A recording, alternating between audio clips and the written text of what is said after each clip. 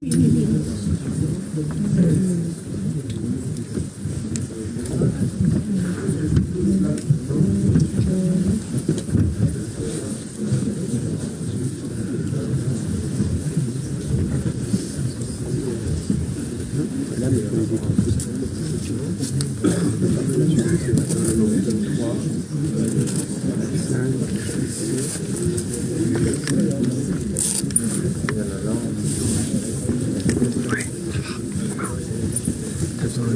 moi ou pas pour voir la transmettre? Si tu veux, ouais, bah là, il n'y a personne sur la caméra.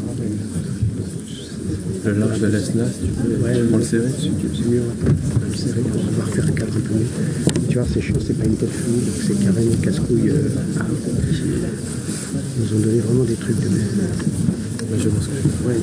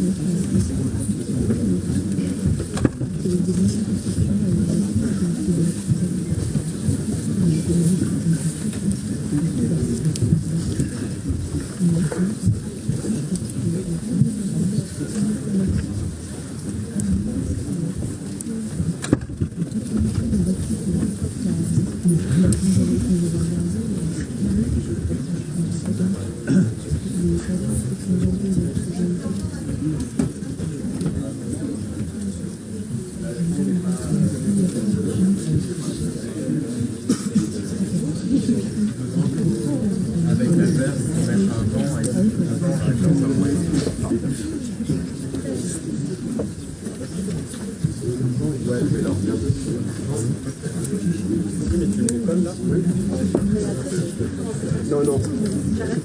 On va rentrer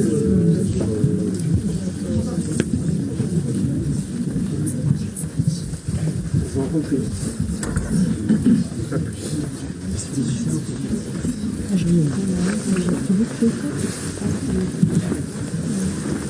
Bonjour. Bonjour tout le monde, on va bientôt commencer.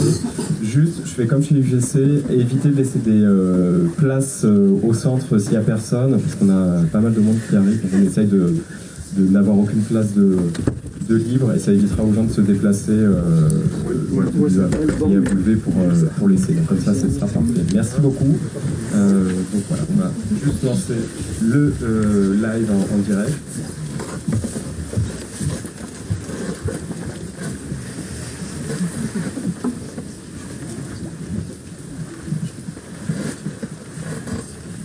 Donc on va pouvoir commencer.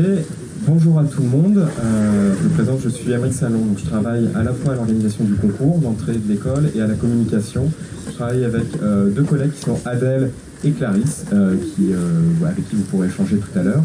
Je fais un rapide petit mot sur la journée, puisqu'on est ravis de vous accueillir, comme chaque année. Cette journée, il y a beaucoup de choses dans l'école, évidemment. Donc après la conférence, n'hésitez pas à aller circuler. Au rez-de-chaussée, vous allez trouver, alors, si vous avez un petit creux, il y a une vente de gâteaux de l'association étudiante qui sera dans la cafétéria. Vous avez un petit stand de la classe égalité des chances qui sera tenu par Mélissa Bernard qui est là et qui présentera tout à l'heure la classe. Si vous avez des questions, vous pourrez aller dans les espaces de post-production. De l'autre côté, vous verrez du bâtiment tout échéché, il y a les studios photos, deux studios avec un atelier prise de vue et un atelier de présentation. Le plateau cinéma, où vous pourrez voir en direct la création d'un court-métrage et pouvoir échanger avec les étudiants du cinéma. N'hésitez pas aussi à monter au premier étage où dès midi vous aurez donc des temps de rencontre en salle 4 et 6 avec les représentants du master photo et son. Vous aurez aussi des sessions de concert au premier étage. Vous pouvez aussi aller découvrir et parler avec l'enseignant au laboratoire électronique et électricité. Vous avez aussi toutes les installations son, type studio musique, studio radio de ce côté-là, et une salle aussi où vous avez des mini-conférences, une dizaine de minutes, autour notamment des sciences dans le master son dessus.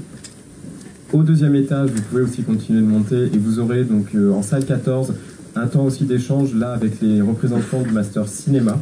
Donc pareil, c'est fléché, c'est de l'autre côté du bâtiment un peu, mais on a essayé que ce soit facile à trouver. Et vous avez aussi tout ce qui est laboratoire d'argentique, laboratoire numérique. Alors là, c'est plutôt pour les aspects photo. Et laboratoire optique qui sert autant pour le cinéma que la photographie. Donc n'hésitez pas aussi à monter. Et enfin, et là quand vous aurez bien fini normalement votre tour, on a au 3e étage le CDI, donc le centre de documentation, où le responsable sera présent pour pouvoir un peu présenter et aussi répondre si vous avez des questions du type un peu bibliographie sur, sur comment on peut organiser le concours dessus. Voilà. Et après, donc, vous aurez donc, ici, à midi et 13h, des projections de projets travaux étudiants. Puis à 14h, la conférence du Master Cinéma. À 15h, la conférence du Master Photographie. Et à 16h, la conférence du Master Son. Voilà, qui reprendra un peu ce qui sera dit de toute façon à midi dans les autres salles. Voilà. Vous n'êtes pas obligé de rester jusqu'à 16h pour attendre d'avoir les informations sur le Master Son, évidemment. Voilà, je laisse la parole à Vincent Loville, directeur de l'école, pour un mot, et après, et à Rassan Kotek, le directeur des études, et après je parlerai davantage du concours. Merci Émeric. Un petit mot d'accueil et de bienvenue à tous ceux celles qui ont fait le déplacement ce matin pour découvrir notre belle école dans ce bâtiment ici à la Plaine Saint-Denis, à la Cité du Cinéma, qui va accueillir l'été prochain, en 2024, les Jeux Olympiques. Alors c'est l'info évidemment qui a beaucoup circulé, qu'on va redonner. On a un impact, nous, très important sur notre école, c'est qu'on va déménager pendant toute l'année 2024. Et donc les candidats qui arriveront et qui seront retenus, et donc les 3 futures promotions qui arriveront en septembre 2024 seront délocalisés pour le début de leur cursus, c'est-à-dire de septembre à décembre, puisqu'on revient le 1er janvier en 2025.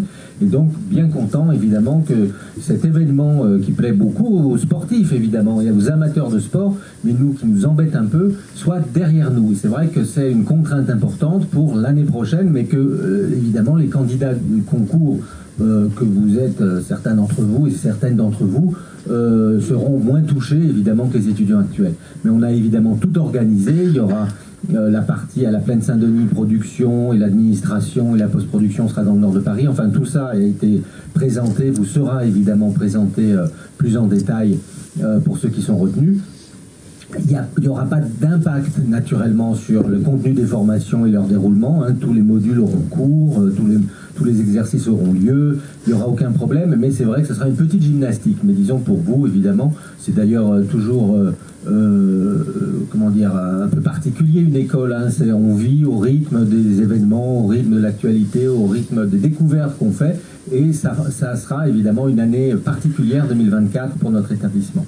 Au-delà de ça, j'allais dire, on en a vu d'autres, puisque notre école fêtera son centenaire en 2026 et qu'on accueillera en 2024 la 98e promotion, puisque on aura 98 ans. Donc du coup, on sera très heureux si on en retrouve certains d'entre vous et certaines d'entre vous en septembre.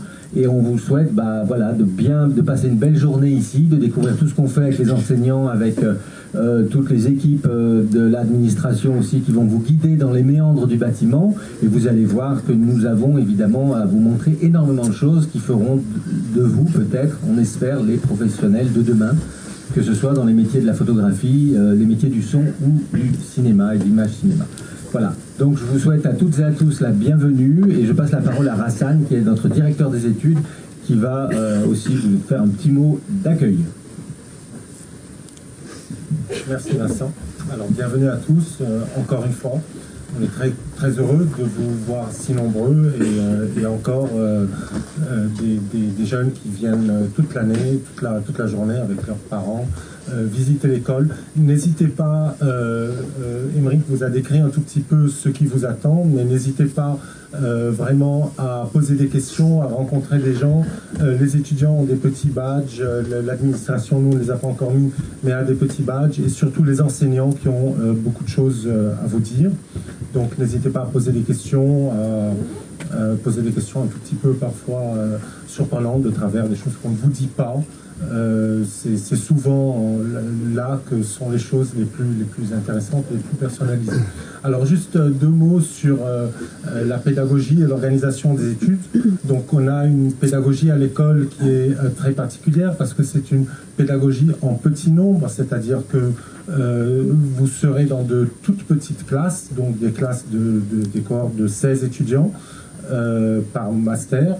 Donc en première année, 16 étudiants, deuxième année, 16 étudiants, troisième année, 16 étudiants. Et ces 16 étudiants sont souvent, c'est très important, divisés en groupes aussi, donc des groupes de 8 ou des groupes de 4. Et beaucoup de projets se font en groupe de 4 ou de 8. Beaucoup de projets sont portés par un étudiant, etc. Donc on a vraiment une pédagogie adaptée à chacun. Et on a un étudiant, une fois en conseil de perfectionnement l'année dernière, qui a dit quelque chose de très intéressant, c'est qu'on se dirige idéalement vers voilà, un modèle où il y aurait vraiment pratiquement 16 classes, c'est-à-dire un cursus qui est vraiment adapté aux envies de chacun. Voilà, donc on a 3 masters, vous le savez déjà, puisque vous êtes là, donc un master cinéma, qui est très axé sur l'image et tous les métiers de l'image, un master son, avec 3 parcours, et un master photographie qui forme au métier de la photographie. Évidemment, tous ces détails, vous allez les voir avec les responsables de master pendant la journée. On a une équipe pédagogique de très très grande qualité, donc qui allie des enseignants permanents, des enseignants permanents qui sont aussi des professionnels ou qui ont été des professionnels, des enseignants permanents qui sont des maîtres de conférences ou des professeurs des universités, et des professionnels, c'est-à-dire des vacataires qui viennent plus ou moins régulièrement, selon les besoins, apporter leur savoir à l'école et aux étudiants, leur savoir et surtout leurs pratiques et leurs expériences. Donc on a vraiment une pédagogie qui est très complémentaire entre la théorie et la pratique, et la réalité professionnelle. Voilà, donc on a donc, en formation initiale donc 3 années d'études. C'est un grade de master. Les 3 années d'études, donc vous le savez, puisque beaucoup d'entre vous sont en première année, là j'imagine, de licence ou de prépa. Donc nous prenons des étudiants qui ont déjà 2 années d'études. Et la première année, donc, à Lumière, c'est un équivalent de L3 et ensuite M1, M2. Et donc, on a un diplôme d'État de Bac plus 5 avec un grade de master. Donc, à côté de la formation initiale, on a une formation professionnelle continue donc, qui forme sur des petits temps, sur des temps plus petits de quelques jours à 1 ou 2 ou 3 semaines, des professionnels en reconversion, des professionnels qui veulent approfondir leurs connaissances sur un domaine, et sur la recherche appliquée. Donc évidemment, comme on est un grade de master, on a un adossement à la recherche qui est très important. Et ça, je pense qu'on peut en dire un petit mot ici, c'est que c'est une des vraies particularités de l'école, c'est que nous sommes très professionnalisants. Donc vous serez préparé à un métier chaque fois, mais en même temps avec un très fort adossement à la recherche, avec une préparation donc théorique par rapport aux mémoires.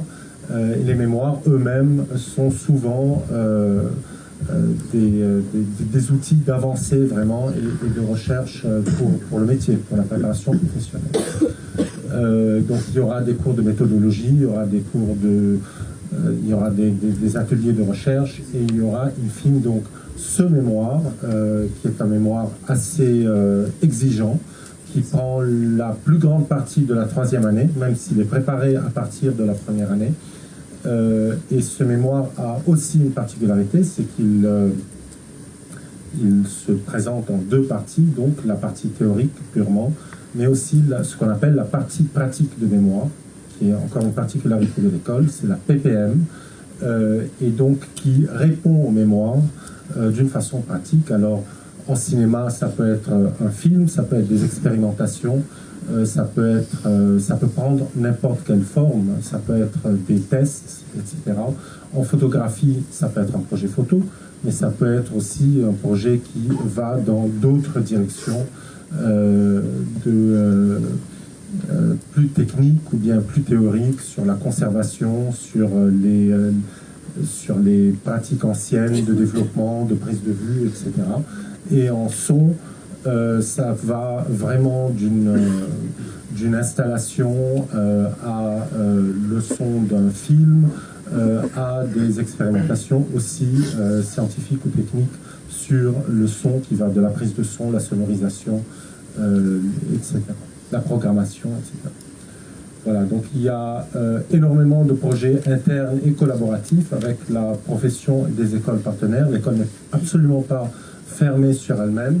Une très grande partie des projets que vous aurez à faire se font avec des écoles partenaires, c'est-à-dire que vous participez à des projets, que ce soit des films, des sonorisations, des prises de vue avec d'autres écoles, donc d'autres étudiants, d'autres écoles. Je prends par exemple en photographie un grand projet qui se fait avec l'école du Perret, donc c'est le projet MODE, où les étudiants de l'école collaborent avec les étudiants de Duperré pour faire un shooting et une mise en valeur de photographies de mode, donc d'une collection des étudiants de l'école du Perret. Donc ce n'est pas une exécution, ce n'est pas un service que nos étudiants rendent, c'est vraiment une collaboration où les deux projets, celui de l'école du Perret, celui de l'école des Lumières, vont en parallèle, se développent en parallèle, et il y a un résultat qui est réellement produit par les étudiants des deux écoles en collaboration. Donc c'était juste un exemple. C'est la même chose évidemment sur des films, sur des sonorisations de films, en son par exemple, des projets qui se font en collaboration avec l'IRCAM, avec le conservatoire, etc. Également des projets avec la profession qui peuvent se passer, donc par exemple des tests d'objectifs en cinéma avec l'AFC ou avec tel ou tel fabricant ou industriel, des tests de capteurs avec tel ou tel fabricant de caméras, etc. Donc on est vraiment une école qui est inscrite dans son environnement. Merci beaucoup.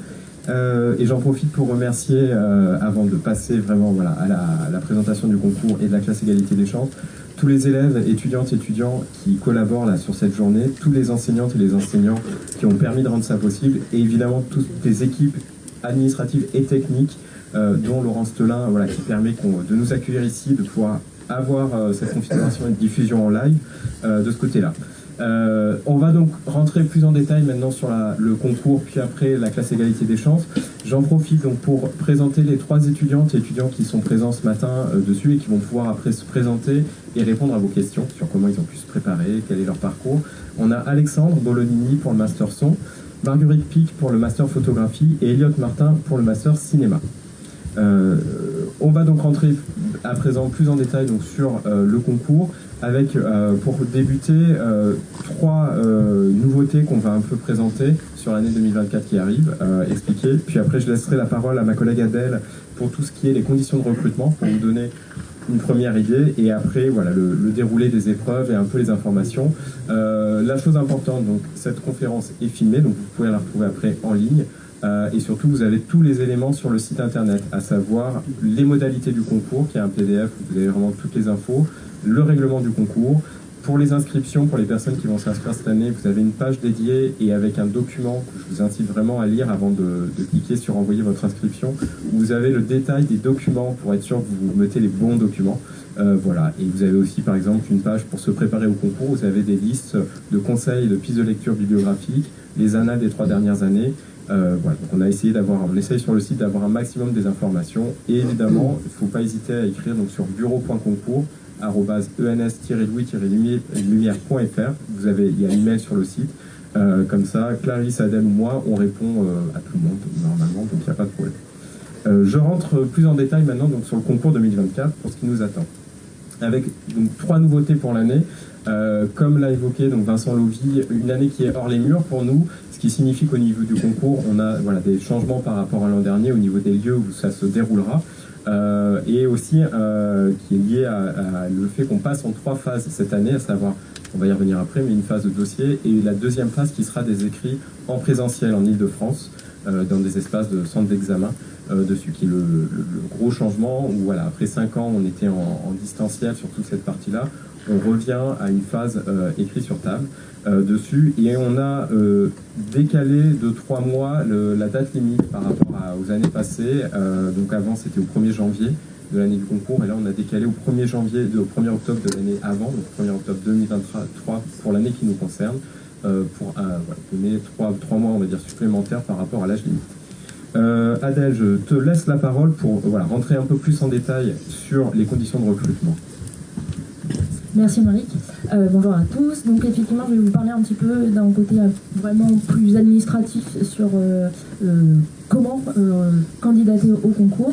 Il y a quelques points qui sont vraiment importants. Le premier, qui est le plus important des autres aussi, hein, mais c'est que vraiment c'est à Bac+2 que vous pouvez rentrer à l'école. Ce qui veut dire que le concours, soit vous le présentez plutôt une fois que vous avez déjà un Bac+2, ou alors lorsque vous êtes dans votre 2e année d'études supérieures. Et auquel cas, si jamais vous réussissez le concours, il faudra évidemment nous prouver que vous avez validé votre 2e année d'études. Juste un petit point sur le fait que votre diplôme de Bac+2 doit être reconnu par l'État d'une manière ou d'une autre. C'est-à-dire, grosso modo, c'est un peu technique, je vous le dis, on pourra en discuter évidemment après. C'est soit qu'il y a 120 crédits ECTS, grosso modo, c'est les crédits universitaires qui sont reconnus par le système européen, ou alors c'est une certification RNCP niveau 5. Voilà. Vraiment, c'est un peu technique, mais assurez-vous que votre diplôme est reconnu par l'État d'une manière ou d'une autre. Ensuite, donc, comme le disait Émeric, il faut avoir moins de 27 ans au 1er octobre 2023, donc de cette année, pour pouvoir candidater au concours. Il n'y a pas de délimitage de limite. Si c'est juste même quelques jours avant, quelques mois avant, je suis désolée, on ne pourra pas faire d'exception. On est obligé de mettre des limites. Donc voilà, moins de 27 ans au 1er octobre. Vous n'avez pas de nombre limité pour candidater au concours. Donc il y a des personnes qui vont le réussir au bout de la 3e fois, par exemple. Donc tant que vous avez moins de 27 ans, vous pouvez le présenter autant de fois que vous pouvez. Et au moment de l'inscription, vous allez choisir un master, cinéma, photographie ou son, puisqu'on parle du concours, mais la réalité est qu'il y a 3 concours différents. Voilà, je vais vous parler un petit peu du calendrier des inscriptions. Je ne vais pas rentrer dans toutes les dates, mais par contre on va vous donner les grandes dates. Donc les préinscriptions vont se passer en ligne et vont débuter très bientôt, c'est-à-dire à partir du 1er décembre, et vont se finir mi-janvier, donc le 11 janvier exactement. Voilà, donc ça laisse 1 mois et demi pour nous transmettre votre dossier d'inscription, que je vais détailler un petit peu après, donc avec toutes les pièces. Et justement, voilà, l'idée est de ne pas le faire le dernier jour, puisqu'il peut y avoir des problèmes sur les pièces, donc on vérifie une par une pour être sûr que vous rentrez dans les cases du concours. Ensuite, une fois qu'au 11 janvier, on a clôturé les inscriptions, il va y avoir les paiements qui vont aller jusqu'au 18 janvier. Donc alors là, peut-être qu'il y a des gens qui ont déjà passé le concours les années précédentes. Une autre grande nouveauté, au lieu de clôturer les inscriptions puis d'envoyer le paiement à tout le monde, on fera un petit peu au fur et à mesure. C'est-à-dire que vous recevrez un lien de paiement une fois que vous vous êtes inscrit dans les jours qui suivent. Voilà. L'inscription n'est finalisée qu'une fois que tous les documents sont reçus et validés et que le paiement est effectué. Sans paiement, vous ne pourrez pas participer au concours. Le petit point, c'est 120 € pour un taux plein et 60 € pour les personnes boursières. Et c'est gratuit pour les personnes qui sont dans une classe d'éligibilité des fonds, on en parlera à la fin. Ensuite, à partir du moment où il y a eu le paiement, il y aura un tout petit temps d'attente avant de rentrer dans le vif du sujet, c'est-à-dire début février, où on vous enverra pour les personnes qui sont admises à concourir le sujet de la première étape, parce que le concours donc, est en 3 étapes, on va rentrer dans le détail ensuite. Et il y aura donc le sujet de la première étape qui sera début février, et les admis finaux seront connus mi-juillet. Oh là là, j'ai du mal, c'est dur le réveil le samedi matin, donc le 9 juillet. Voilà. Et enfin, voilà, donc moi je vais vous parler des pièces à fournir au moment de l'inscription.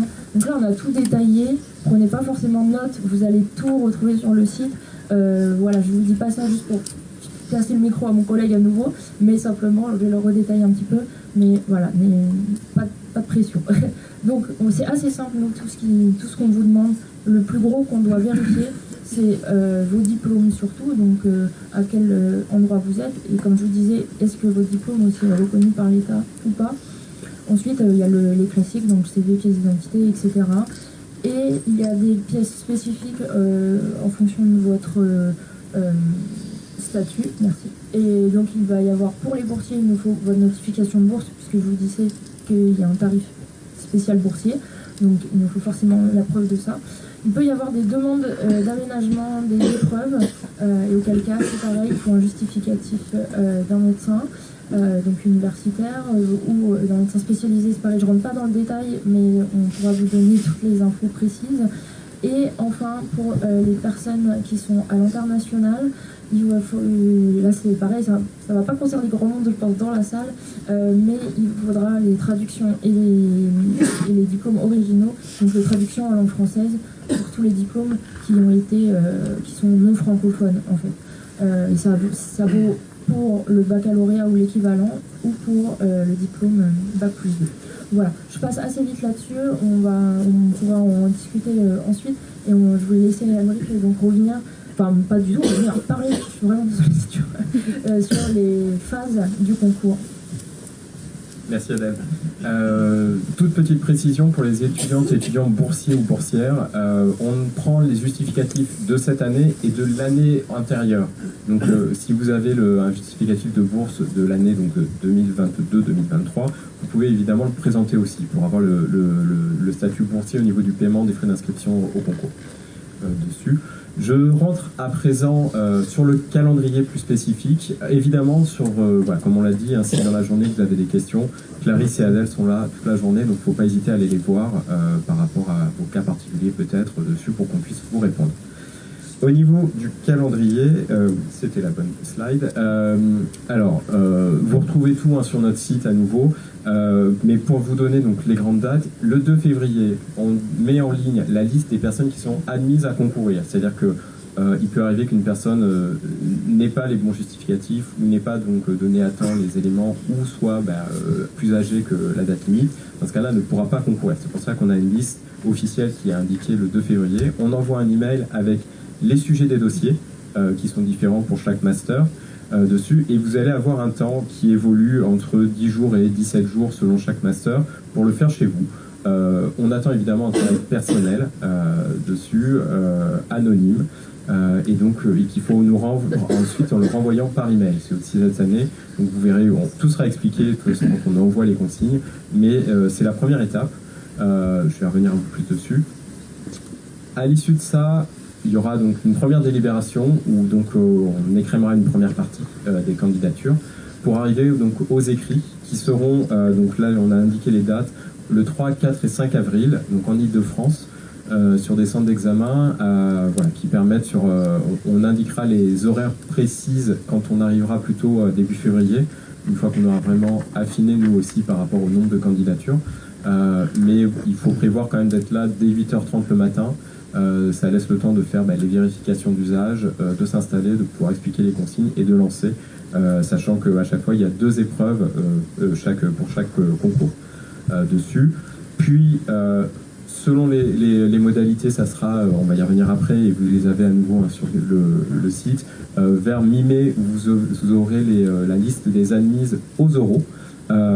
Entre 2 et 3 semaines avant les périodes d'oraux où généralement on envoie ces éléments, et donc là c'est donc une demi-journée par personne, donc on a indiqué les dates donc, de ce côté là où il faut venir, et vous avez à chaque fois 3 oraux sur lesquels je vais revenir. Précision pour les oraux, j'en profite, si jamais vous voyez déjà, si vous êtes admise à ce niveau là ou admis, que vous allez avoir des examens ou autres, il ne faut pas hésiter à nous faire très en amont en fait, et avant la date de publication de la liste des admis aux oraux, un email pour nous l'indiquer, pour qu'on puisse nous essayer de modifier le calendrier des passages en fonction. Une fois que vous recevez une convocation, on ne peut plus modifier. Donc voilà, donc n'hésitez pas à nous faire, il faut mieux le faire en amont que nous prévenir après coup quand vous vous rendez compte que vous avez peut-être un chevauchement avec une autre épreuve ailleurs.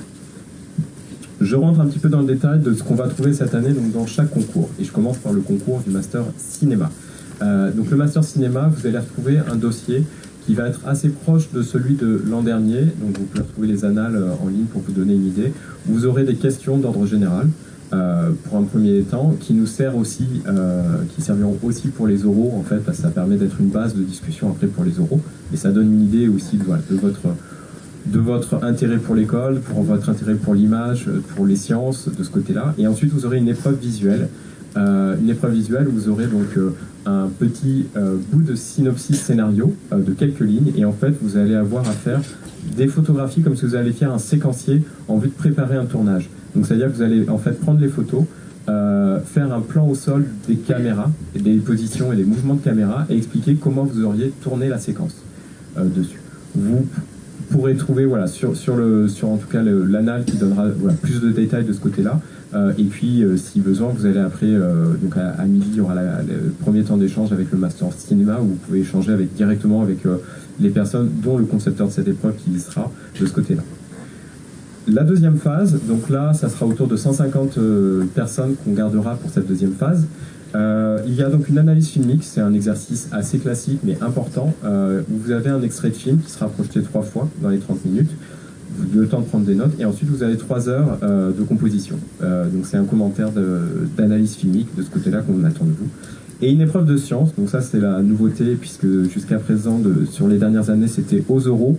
On en remet sur cette phase-là pour être sûr en fait que vous ayez un certain niveau en sciences et que vous aimiez un peu ça puisque vous allez le comprendre si vous ne l'avez pas forcément encore identifié, mais la spécificité de l'école, c'est quand même cette dimension technique et scientifique.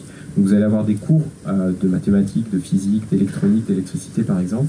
Et donc il faut être sûr que les personnes qui rentrent soient heureuses avec ça quand même, de suivre ce genre de cours. Et donc être capable aussi de les suivre. Donc c'est pour ça qu'on a remis une épreuve qui sera donc une épreuve d'exercice pour voir le raisonnement, les calculs de ce côté-là. À l'issue de ça, on en gardera une quarantaine pour les oraux, avec donc un oral de 30 minutes de sciences appliquées, avec 15 minutes de préparation. Vous avez à nouveau un petit énoncé d'exercice que vous préparez sur sol pendant 15 minutes, puis vous passez devant les jurés pour un peu expliquer ce que vous avez trouvé comme résultat. Si vous n'avez pas réussi à aller au bout, vous finissez généralement avec les jurés, et après c'est un échange, une discussion de ce côté-là. Un oral, donc on dit arrêt technique, où là vous allez avoir notamment un aspect pratique et petite manipulation pratique à faire pour voir votre sens pratique et aussi des questionnements sur ce que vous avez pu faire dans le dossier, puisque même si chaque phase sont indépendantes, l'intérêt pour les oraux, c'est qu'on puisse quand même, les jurys ont accès au dossier notamment et aux copies pour pouvoir échanger. Donc il ne s'agit pas de refaire le match de ce côté-là, mais il s'agit de pouvoir en fait nourrir la discussion que vous aurez avec les personnes. Et enfin un oral de motivation et culture cinématographique, dans lequel généralement vous commencez par tirer au sort au hasard donc un petit photogramme, donc c'est une image d'un film que vous allez commenter en direct dessus pour un peu voir comment vous réagissez, ce que vous avez à en dire, puis après c'est un échange à nouveau avec les jurys. Et donc à l'issue de ça, on en garde 16 dessus, plus une liste donc, de complémentaires qui est importante parce que, alors ça dépend selon les années, mais on a quand même des fois des années où on a des personnes qui sont prises à plusieurs concours et donc qui choisissent. Et dans ce cas-là, on rappelle évidemment les personnes sur la liste complémentaire. Pour le concours photo, on retrouve le même système en 3 phases, avec à nouveau un dossier où vous allez retrouver qui va ressembler à nouveau assez proche de celui de l'an dernier, avec des informations, des questions d'ordre général sur le parcours, des réalisations personnelles du type portfolio, du coup vous allez faire, une série de photos sur un thème imposé qui vous sera donné donc le 2 février, et vous allez avoir une analyse esthétique d'une photo. L'idée étant de prendre une photo qui n'est pas de vous, dessus d'un autre artiste ou d'un autre photographe, et que vous allez commenter. Il faut le faire à nouveau toujours de façon personnelle et en vous appliquant, puisque, et là je fais un petit passage directement aux euros, la photo que vous choisissez, elle vous sera reproposée au moment de l'oral qui s'appelle création et pratique photographique. Et en fait on vous donnera en plus de votre photo une deuxième photo que le jury aura sélectionnée, et vous devrez faire en fait une analyse comparée des 2 photos. Donc c'est pour ça que c'est toujours important de choisir et de bien réfléchir à ce que vous choisissez, parce que vous allez les retrouver par la suite. À l'issue de ça, donc, on aura donc, des écrits à nouveau avec une composition. Donc ça c'est un commentaire de texte, donc texte autour de la photographie évidemment, de ce côté-là, de 3 heures.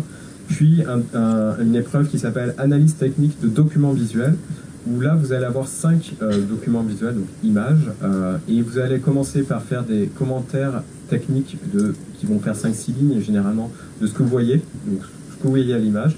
Puis à la fin, en deuxième partie, vous allez choisir 2 de ces images ou ces documents que vous allez rapprocher pour faire en fait un petit commentaire comparé des 2. Pareil, ça peut paraître comme ça un peu abscons, n'hésitez pas à aller regarder les annales.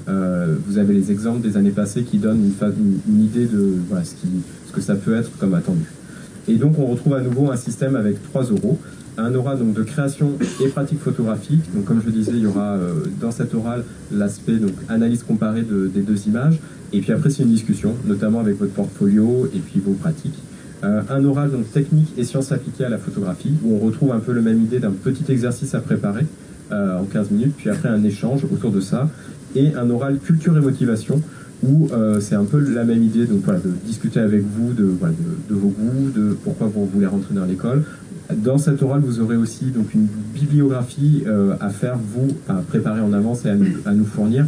Une petite bibliographie, vous êtes assez libre sur ce que vous mettez dedans, mais l'idée c'est de pouvoir aussi nourrir la discussion, et vous pourrez évidemment compléter le portfolio que vous aurez mis dans votre dossier avec un portfolio physique, donc voilà, que vous pouvez amener pour que le jury puisse le manipuler, le voir en direct si besoin.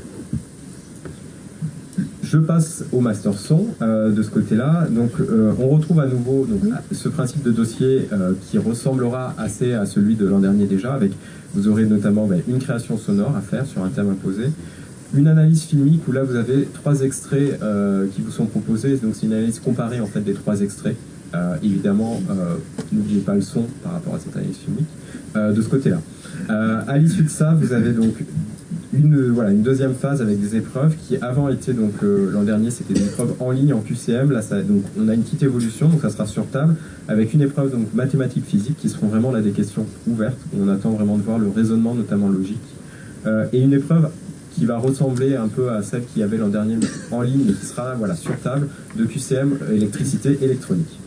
Et puis on retrouvera donc 3 oraux à la fin avec un oral écoute et analyse où là vous sera proposé en début d'oral un extrait en fait sonore, alors qui peut être très varié, que vous allez commenter en direct avec le jury, et puis après parler un peu de votre parcours à nouveau de ce côté-là, potentiellement de votre création, mais ça va dépendre aussi du temps que vous passez sur l'analyse de votre extrait. Un oral de technique du son, où là on viendra un peu échanger avec vous et discuter pour voir vos connaissances et votre appétence pour ces aspects-là, et un oral de motivation et culture générale, avec toujours un peu la même idée de ce côté-là, de voir aussi, d'être sûr que vous toquez à la bonne porte en termes d'école, que c'est vraiment que ça correspond à ce que vos attentes, et que vous allez vous y retrouver pleinement après une fois que vous êtes pris dans l'école. Voilà pour le gros des oraux. Évidemment, donc j'ai remis là une capture d'écran du site pour indiquer où c'est, mais donc vous avez admission qui est en haut à chaque fois sur notre page. Vous avez vraiment tous les modules, donc présentation, le concours avec le calendrier, les inscriptions, le bilan aussi qui vous donne une idée des chiffres et des statistiques des années passées dessus, et tout ce qui va être se préparer, où là vous avez donc les annales de ce côté-là. La préparation, pour en venir davantage à ça, et puis après, je pense que nos 3 étudiantes et étudiants pourront un peu, eux, raconter comment ils sont préparés.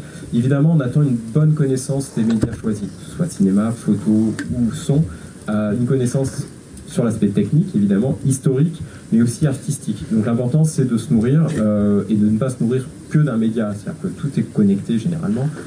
Donc si on passe en photo, ça ne veut pas dire qu'il ne faut pas s'intéresser à d'autres types d'art. Si on se passe en cinéma, ça ne veut pas dire que la peinture, par exemple, n'est pas intéressante et qu'il ne faut pas se nourrir aussi d'exposition de ce côté-là.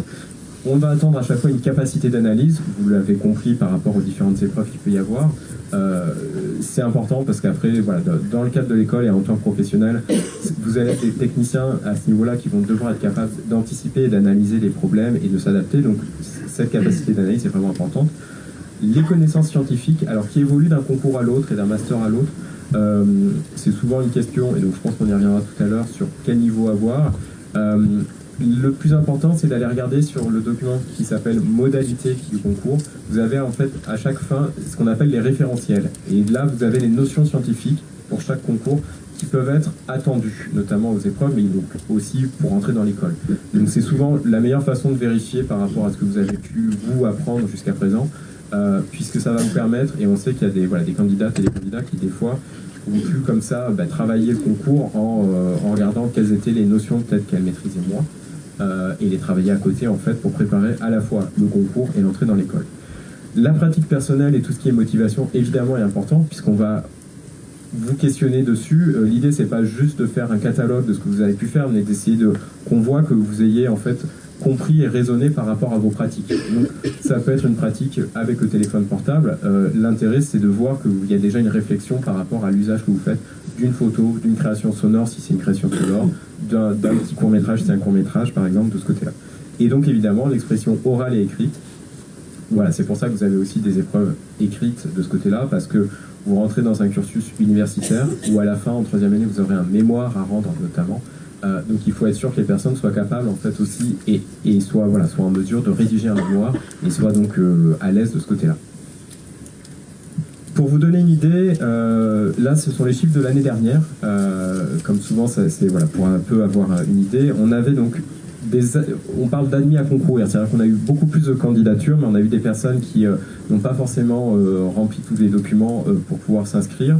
Donc on était vraiment sur les personnes là qui ont rendu même le dossier de la phase 1 l'an dernier. Donc 286 en cinéma, 72 en photo, 123 en son. Dessus, l'an dernier, donc il y avait en gros une quarantaine qui étaient pris aux euros sur ça. Donc on en regarde 16 à la fin. Voilà, c'est pour donner un peu des ratios. Ça peut évoluer évidemment d'une année sur l'autre de ce côté-là.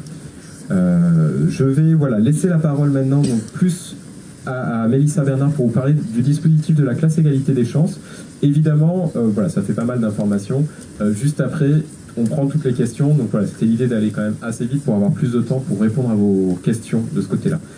Mélissa, je te laisse la parole.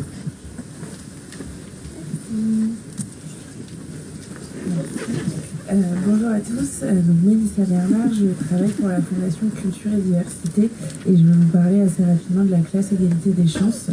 Donc la classe égalité des chances, c'est un dispositif qui est mis en place pour accompagner des élèves boursiers et en études supérieures en Ile-de-France dans la préparation du concours de l'ENS Lumière. C'est donc un programme qu'on met en place depuis 2012 avec l'ENS Lumière.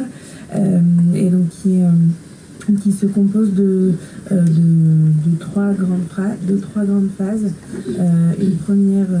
grandes phases, donc qui est une semaine de remise à niveau en mathématiques, en physique et en histoire de l'art, parce que comme l'a dit Émeric, c'est un concours où on attend un certain niveau en termes de sciences et de techniques, donc on essaie de met en place une semaine assez intensive de remise à niveau sur ces trois domaines-là.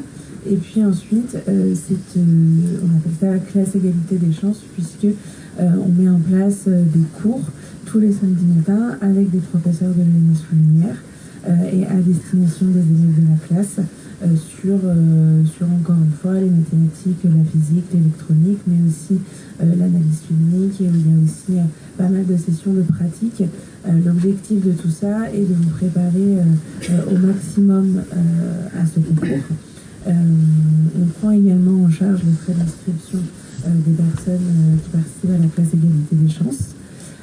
Et puis ensuite la Fondation a à cœur de mettre en place un accompagnement de tous les élèves qui peuvent passer par nos programmes. Et donc cet accompagnement, il a plusieurs niveaux. Il y a d'abord un accompagnement culturel, puisqu'on a pas mal de partenariats avec la Fondation Louis Vuitton, avec les théâtres, avec le cinéma. Donc on met en place cet accompagnement culturel pour nous permettre aux élèves de la classe d'accéder facilement et gratuitement à la culture et de s'enrichir. Et puis il y a un accompagnement financier pour les élèves qui entrent en école et donc qui rentrent à l'ENS Lumière dans notre cas. Accompagnement financier qui est composé d'une bourse d'aide au logement d'un montant de 1 000 € par an si vous avez votre propre logement. En parallèle, nous on a un partenariat avec le Crous, donc on peut si besoin, on peut aussi accompagner dans une recherche de logement. Et puis, il y a aussi une bourse d'études qui est d'un montant de 2 000 € par an, qui est mise en place par la Fondation, donc 2 000 € par année d'études. C'est une classe qui peut accueillir jusqu'à 20 élèves, qui demande un certain investissement, puisqu'il faut venir à l'ENS Lumière tous les samedis matins de septembre à février, mais qui porte quand même ses fruits. Et qui est très intéressante et je pense bénéfique. C'est une classe qui est accessible du coup à partir de Bac+1, puisqu'on respecte les prérequis du concours de l'ANS Lumière. Et voilà, il faut être titulaire d'une bourse Crous et être habité en Ile-de-France parce que sinon c'est pas tenable. Et c'est une classe qui peut accueillir jusqu'à 20 élèves. Donc je serai dans le foyer si vous avez la moindre question. Mais pour votre information, l'appel à candidature pour la classe égalité des chances de l'année prochaine, du coup, donc 2024-2025, ouvrira début février et ça terminera début juin. Du coup, n'hésitez pas à venir me voir et je vous expliquerai, on pourra en parler un peu plus en détail.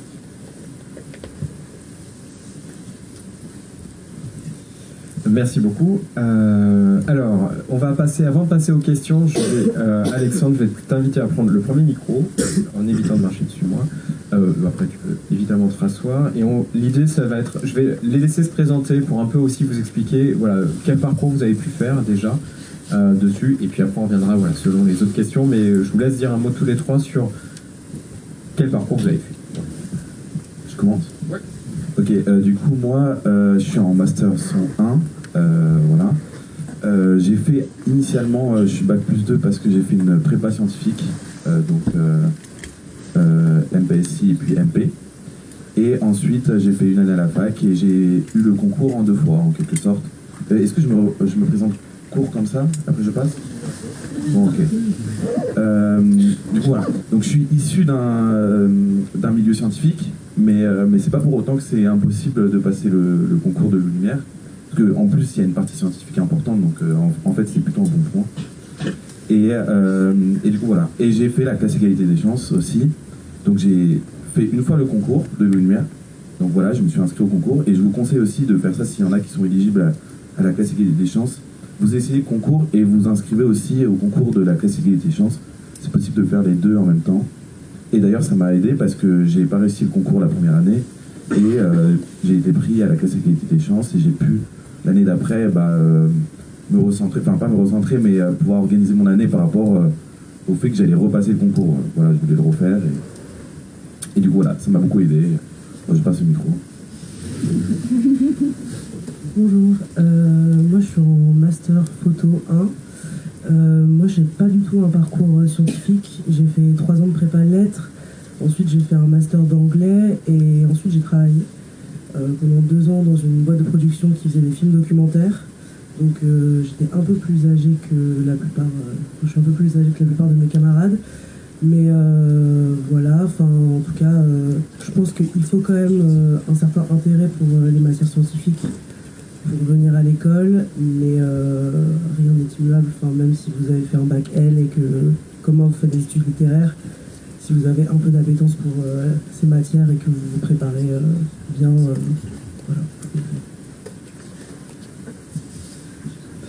Et moi je suis en cinéma 1 du coup, et j'ai un parcours S avec le nouveau bac, parce que je fais partie des plus jeunes on va dire de la promo. Et ensuite j'ai fait une prépa cinéma en 2 ans, qui m'a permis du coup vu que j'avais pas la spécialité cinéma qui est maintenant accessible pour les terminales et les premières, et ben ça m'a permis de pouvoir vraiment travailler ce concours et je l'avais en tête. Donc je l'ai eu je l'ai tenté l'année dernière et je l'ai eu dès la première fois. Et au niveau des sciences, comme je vais pouvoir parler aussi au nom de toute ma classe et vous dire à quel point on est hyper différents des parcours L, des parcours S, des gens qui n'avaient vraiment pas fait de sciences et d'autres qui moi j'aime ça, donc j'en fais volontiers. Et finalement, c'est surtout la curiosité qui est intéressante, c'est la curiosité des sciences. Il y en a qui n'en avaient pas fait, pourtant qui ont montré cette appétence pour les sciences. C'est plutôt ça qui est important. Tu peux juste préciser quelle était la prépa que tu as fait? Alors c'est une prépa cinéma à Nîmes, une petite prépa privée. Je crois que maintenant il y en a 2 qui sont publiques, une à Marseille et une à Nantes. Et elle prépare aussi à la photographie et au studio. Merci beaucoup.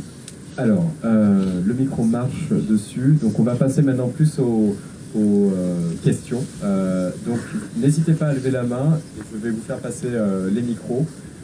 Et comme ça, voilà, on répondra soit si c'est plus administratif, Clarisse et Adèle répondront, et si c'est plus pour les étudiants répondront. Je monte en haut.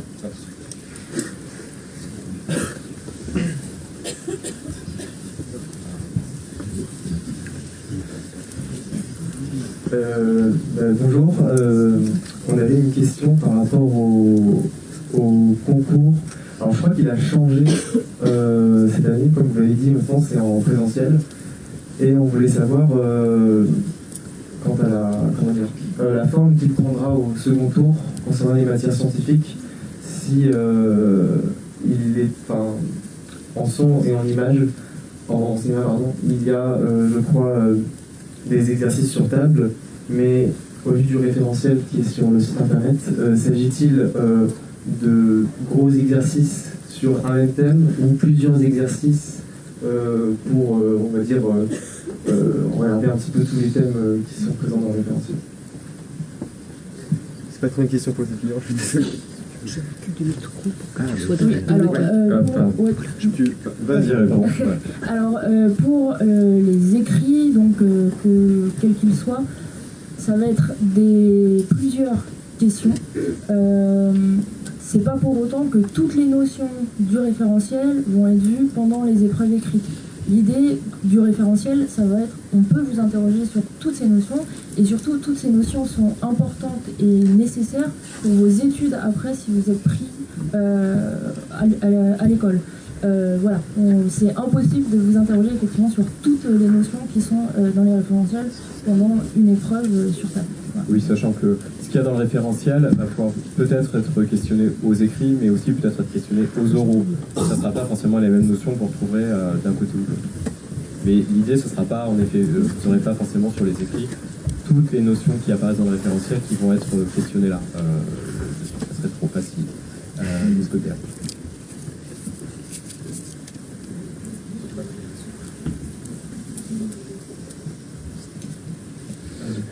Moi j'ai une question par rapport à la première phase. Est-ce que le dossier doit être carré, je veux dire, avec un seul thème, ou alors il peut être un peu original? En cinéma, pardon. Je vais répondre, ça va correspondre à ce que tu as fait l'an dernier. En fait, vu que les questions restent un peu les mêmes, c'était les mêmes aussi dans le concours d'avant, on peut les préparer à l'avance, et du coup, en termes d'originalité, moi j'ai fait très carré, assez carré, mais je pense que c'est surtout ça, c'est une sorte de rigueur qui est demandée, mais l'originalité c'est plus dans ce que tu vas dire, dans ce que vous allez dire, et vraiment essayer de comprendre qui vous êtes, et vraiment bien exprimer. Moi je sais que je l'ai fait une fois, je l'ai fait lire à des gens, ils m'ont dit mais je te connais pas, tu parles pas de toi. Et donc je l'ai réécrit en me disant ah mais il faut vraiment que je parle de moi et de ma singularité à moi, et on a chacun notre singularité, donc vraiment faut pousser sur ça, je pense.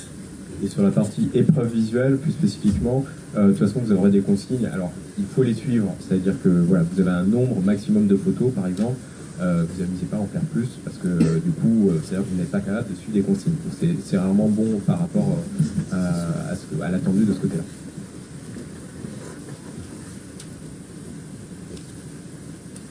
Bonjour, ça rejoint plus ou moins la première question.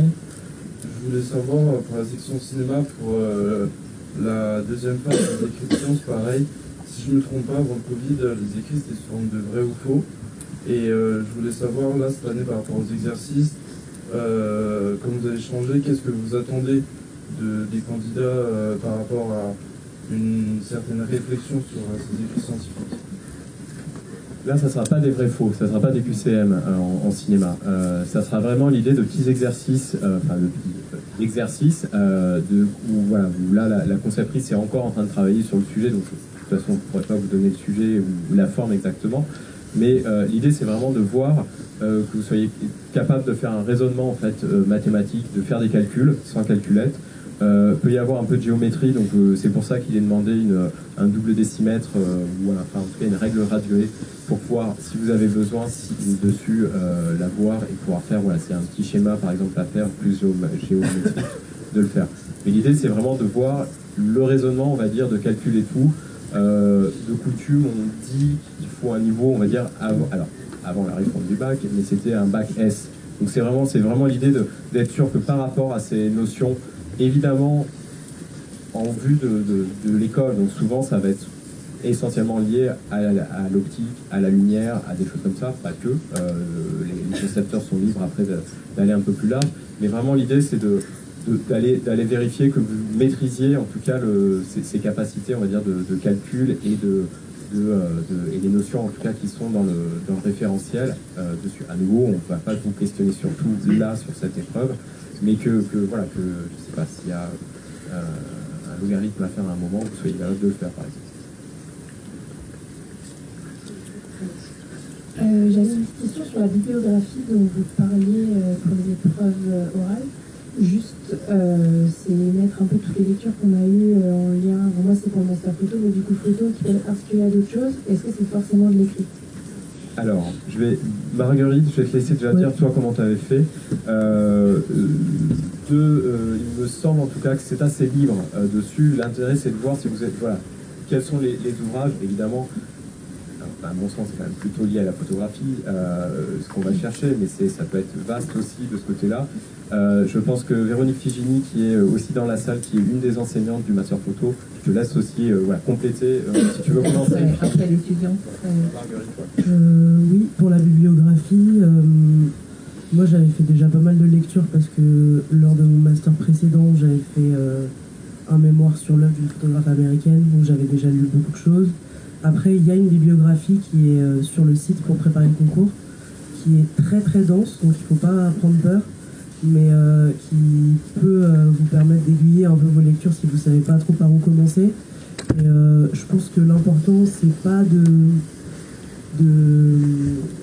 mettre le plus de choses pour dire aux personnes qui nous font passer le concours, j'ai lu tout ça. Enfin, il vaut mieux mettre des choses qui vous ont plu, ou qui vous ont intéressé, ou qui vous ont fait progresser dans votre pratique, que ça soit des écrits théoriques, mais aussi s'il y a un livre photo qui vous plaît énormément, vous pouvez l'inclure, ou des livres techniques aussi qui vous ont permis, je sais pas, d'apprendre à faire du tirage ou d'apprendre quelque chose sur les procédés anciens. Vous pouvez ajouter ça.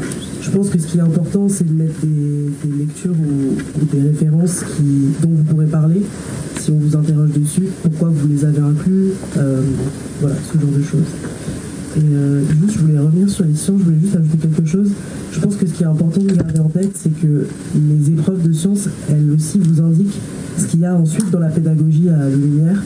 Et je vous invite vraiment à regarder les plaquettes de chaque master, parce qu'il y a dans chacune des plaquettes les cours que vous allez avoir, et aussi les taux horaires des sciences notamment. Et en fait, il y a beaucoup de sciences qui sont appliquées quand même, enfin qui commencent de manière théorique pour avoir des remises à niveau, mais qui ensuite sont tout de même appliquées. Enfin, en tout cas en photographie, il y a de l'optique géométrique pour ensuite faire de l'optique appliquée. Enfin, c'est pas juste... vous n'allez pas juste réviser les maths ou la physique pour, entre guillemets, pour rien, juste pour passer le concours. C'est vraiment pour ensuite avoir des bases pour continuer dans l'enseignement.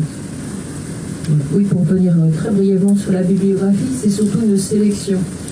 C'est vraiment une sélection personnelle, c'est-à-dire qui vous renseigne sur vous, sur votre parcours, sur vos envies, vos désirs. Ça rejoint la question du dossier. C'est la question de l'intention d'auteur qui renseigne avant tout sur vous. Et ça sera également un support de discussion dans le jury de motivation.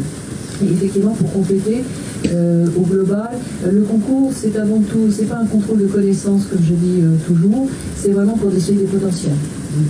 C'est avant tout ça. Toute petite précision, et après je laisse la parole, il y avait une personne devant qui avait une question. Cette année, les enseignantes et enseignants du Master Photo ont complété ce document assez vaste de la liste bibliographique que vous pouvez avoir à côté de pistes de lecture complémentaires et donc une page, donc un peu plus succincte, qui peut faire un peu moins peur de prime abord, qui est dans les modalités du concours. Donc quand vous allez dans le document modalités du concours, sur la partie concours photo, vous allez avoir les référentiels et ces pistes de lecture où là voilà, vous avez 2 pages de conseils de lecture. Et à nouveau, alors là c'est pas des impératifs, hein, c'est plus pour vous aider si vous voulez les suivre. Et après vous avez donc ces documents bibliographiques dans la partie se préparer au concours qu'on a refait grâce à Adèle et Florent, le responsable du centre documentaire, pour les rendre en termes de forme un peu plus accessibles dessus, parce qu'il y a évidemment c'est une base de données très très riche où l'idée c'est d'aller piocher selon vos besoins dedans et de pas évidemment tout lire forcément pour préparer le concours. Je vous laisse la parole. En fait, j'ai 3 questions. Alors, premièrement, par rapport aux bourses, par exemple, nous on n'est pas boursier cette année, mais l'année prochaine, oui. Du coup, comment ça se passe là Alors, pour l'inscription au concours, là, malheureusement, ce sera du plein tarif. Okay. Par contre, si votre enfant est accepté ensuite à l'école, les frais d'inscription, parce que ça, je ne sais même plus si on se l'a dit, donc l'école est publique et gratuite, mais il y a des frais de scolarité tout de même. Mais là, il y aura des frais de scolarité réduits boursiers. Vu que là vous aurez les bourses qui seront appliquées à partir de la rentrée en fait 2024. Voilà, vous ne les avez pas avant. Deuxième question par rapport à l'anonymat. C'est anonyme jusqu'à l'oral. Parce que par exemple dans le dossier cinéma, est-ce qu'ils mettent des liens vers leur création, des choses comme ça? Alors justement le but c'est que ce soit anonyme jusqu'au moment des oraux. Donc les personnes qui s'inscrivent au moment de la préinscription reçoivent un numéro de candidat et ce sera ce numéro de candidat qui sera apposé sur tout document qui sera rendu. Et effectivement, par exemple, pour les créations, même dans le dossier, qu'elles soient au niveau de la photo ou même du cinéma et du son par exemple, il n'y a aucun élément de soi qui doit transparaître directement. Donc on ne doit pas être reconnu à travers les éléments même personnels que l'on met. Je ne sais pas si c'est par exemple la main de ville, je ne sais pas, si le nom est très reconnaissable et qu'il y a 2 habitants, effectivement ça en plus. Non, c'est juste par rapport à, par exemple, à des festivals, quand c'est participation à des festivals, je veux dire, il y a des festivals qui sont dans une ville et pas dans d'autres. Est-ce que je peux... Parce que moi, pour mon cas, par exemple, j'ai parlé de chef opérateur avec qui j'avais discuté et j'ai indiqué leur nom et ça, il n'y a pas de souci. Même ma ville, j'en parle. Si c'est quelque chose qui est important pour moi et qui reflète dans mes productions, je parle de ma ville. Et autre chose, moi, je pense que ça permet aussi de ne pas mettre des liens et de ne pas montrer ce qu'on a fait, c'est pour éviter les inégalités entre les gens qui ont un parcours, par exemple. Dans la classe, il y a des gens qui ont 26 ans et qui ont eu la chance de faire beaucoup plus que moi à 20 ans qui vient de sortir d'une prépa. Donc ils s'intéressent plus à ce qu'on fait sur le moment et notre singularité sur des productions qui nous demandent. Oui, tout à fait. L'idée à ce niveau-là, notamment dans les dossiers, c'est de voir à nouveau la réflexion que vous avez. C'est pas les liens, à limite, vous pouvez les mettre dans le CV. Le CV, il ne sera donné qu'aux oraux. Donc c'est sûr que c'est pas un document qui est correcteur de la phase 1 et de la phase 2 oraux. Mais voilà, dans les dossiers, dans les copies des phases 1 et 2, évidemment pas de prénom, pas de nom et pas d'éléments en fait qui vont être à un moment trop marqués pour recouper. Donc vous parliez d'un festival, vous pouvez indiquer un festival, mais si vous mettez à mettre le nom du film, l'année dessus, c'est vrai que là, du coup, la rupture d'anonymat devient compliquée. C'est à ce niveau-là. Évidemment, on sait que c'est toujours compliqué, même en photo par exemple, ou dans les créations sonores pour le son. L'idée, c'est que voilà, si un candidat ou une candidate utilise sa voix, évidemment, c'est faisable. L'idée, c'est par contre, il ne va pas falloir mentionner son nom, son prénom, son adresse ou ce genre de choses à ce moment-là. Pareil pour les photos, on sait que ça peut arriver, même pour un cinéma, si vous utilisez vous-même pour faire les photos des séquences, pourquoi pas, mais il ne faut pas qu'il y ait à côté la carte d'identité ou une info qui va faire qu'on tout de suite quelqu'un qui peut vous identifier d'emblée de ce côté-là. Et la dernière question. Plus par rapport au son, mais pourtant ça concerne les cinémas. Donc on a vu que le concours est passé plusieurs fois. Généralement, en fait, ceux qui n'ont pas le concours la première fois, qu'est-ce qu'ils font en attendant? Est-ce qu'ils travaillent? Est-ce qu'ils reprennent des études? Est-ce que vous savez en fait? Alors généralement, je sais pas. Moi personnellement, je me suis inscrit à la fac, donc j'avais fait la prépa, et je me suis inscrit à la fac parce que voilà, je voulais continuer quand même de rester dans le statut étudiant, parce que c'est vachement pratique, quand même beaucoup de choses. Et puis même ça stimule, parce que passer une année seul chez soi, c'est compliqué.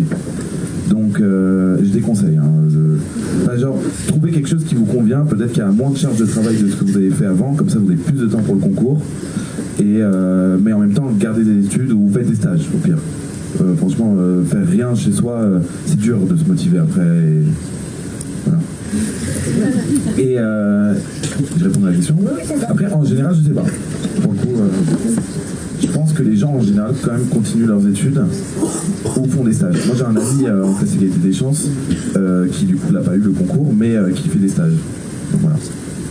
Oui, après, il y a une vraie diversité, c'est-à-dire aussi selon les parcours. On a pas mal de personnes, en effet, qui, quand elles sortent d'un BTS, qui ont tenté peut-être dès la deuxième année, qui n'ont pas eu.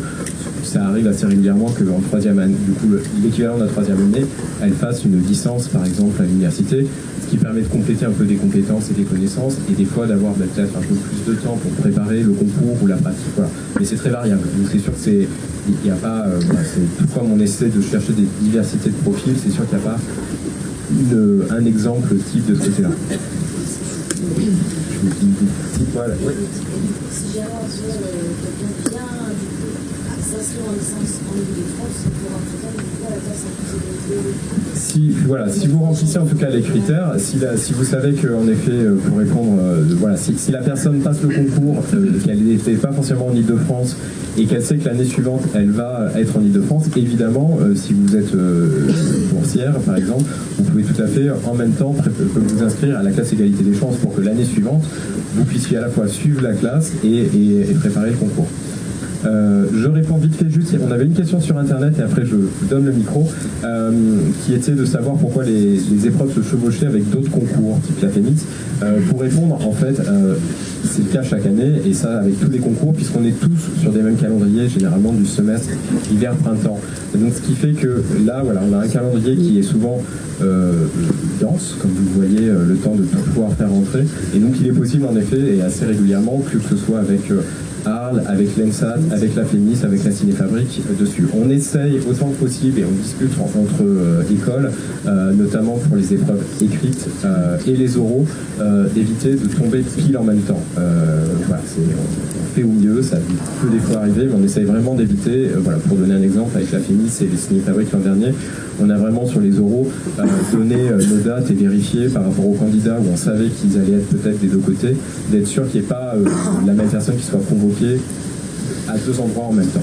Voilà. Mais c'est sûr que c'est des concours et que ça se le chevauche. Voilà. J'arrive pour vous donner le micro.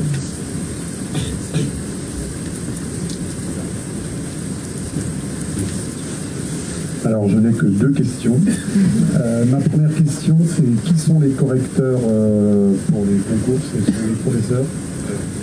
Alors effectivement, il y a des professeurs internes à l'école et il y a des professionnels en activité du domaine qui peuvent être de métiers différents. On essaye justement de varier et d'avoir une parité, déjà femmes-hommes et en plus professionnels et enseignants de l'école.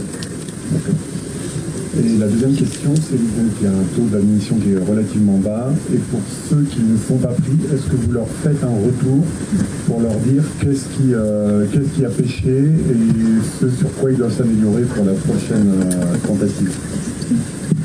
Alors, à la publication des résultats en juillet, on envoie les notes à tous les candidats. À partir de ce moment-là, les candidats ont 4 mois pour demander leur retour pour la phase 1 et 2. Ils auront effectivement des fiches d'évaluation avec chacun pour les épreuves, les commentaires des correcteurs. Voilà.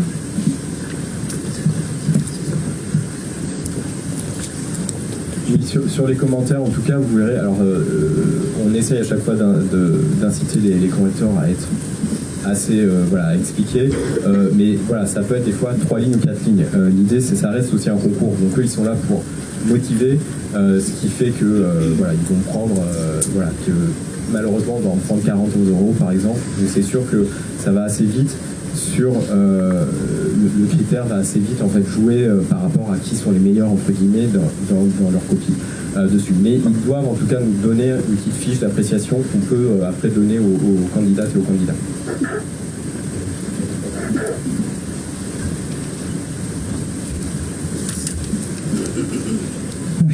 Bonjour. Alors j'ai deux questions. La première c'est par rapport au vrai ou faux dans la phase 2 du coup.